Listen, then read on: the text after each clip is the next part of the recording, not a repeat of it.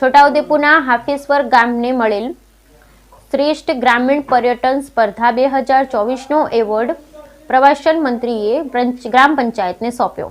છોટાઉદેપુર જિલ્લાના ક્વાંટ તાલુકાના હાફીસવર ગામની 27 સપ્ટેમ્બર 2024ના રોજ વિશ્વ પ્રવાસન દિવસ નિમિત્તે કેન્દ્ર સરકારના પર્યટન મંત્રાલય દ્વારા હેરિટેજ કેટેગરીમાં શ્રેષ્ઠ ગ્રામીણ પર્યટન સ્પર્ધા 2024નો એવોર્ડ એનાયત કરવામાં આવ્યો।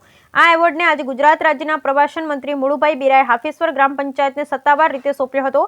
આ એવોર્ડ સમારોહમાં મંત્રી સાથે ધારાસભ્ય જયંતિભાઈ રાઠવા, જિલ્લા પ્રમુખ ઉપેન્દ્ર રાઠવા, જિલ્લા પંચાયત પ્રમુખ રજીતભાઈ ભીલ, મેનેજિંગ ડાયરેક્ટર પ્રવાસન નિગમ છાકછુ આક, છોટાઉદેપુર કલેક્ટર અનિલ ધામેલિયા, તાલુકા પંચાયતના પ્રમુખ મિલનભાઈ રાઠવા, સરપંચ વસંતીબેન ભીલ અને ગ્રામજનો સામેલ થયા હતા। 10 કરોડના ખર્ચે થશે હાફીસવરનો પ્રવાસન વિકાસ। પ્રવાસન મંત્રી મુળુભાઈ બેરાએ જણાવ્યું કે છોટાઉદેપુરના નાનકડા હાફીસવર ગામને ગુજરાતી પ્રવાસન સ્થળ તરીકે વિકસાવવામાં આવી રહ્યું છે। આ માટે ગુજરાત પ્રવાસન નિગમ ₹10 કરોડના બજેટ સાથે વિકાસ કાર્યમાં જોડાયું છે। આ પ્રોજેક્ટમાં પાર્કિંગ, વોટર જેટી, ઘાટ, કેફેટેરિયા, ગાર્ડન અને વોકવે જેવી સુવિધાઓનો સમાવેશ થશે। હાફીસવર એ ગુજરાત, મધ્યપ્રદેશ અને મહારાષ્ટ્રની સરહદે આવેલું છે, જ્યાં નર્મદા નદી ગુજરાતમાં પ્રવેશ કરે છે। અહીંનું પૌરાણિક શિવ મંદિર અને કુદરતી સૌંદર્ય પર્યટકોને આકર્ષે છે।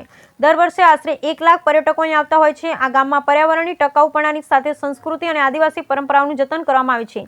ગામમાં મહિલાઓને સશક્ત બનાવવા માટે સ્વસહાય જૂથો અને સ્થાનિક હાટો પણ શરૂ કરવામાં આવ્યા છે। પ્રવાસન માટે શ્રેષ્ઠ ગામની પસંદગી કેન્દ્ર સરકારની શ્રેષ્ઠ પ્રવાસન ગામ સ્પર્ધામાં હાફીસવર સામેલ છે।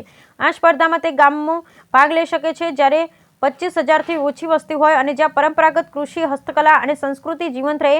હાફીસવરનું નામ અને પૌરાણિક મહત્વ હાફીસવરના નામ એ ઐતિહાસિક કથાઓથી ઉત્પન્ન થયું છે, જ્યાં લોકો સુંદર રંગીન પરિસ્થિતિ હાફી કરીને પાર કરતા હોય છે અને આ મંદિરનું પૌરાણિક મહત્વ છે અને તેને પાંડવોના સમયમાં આવવાનું માનવામાં આવે છે। Bureau report Rehan Patel, Chhota Udepur.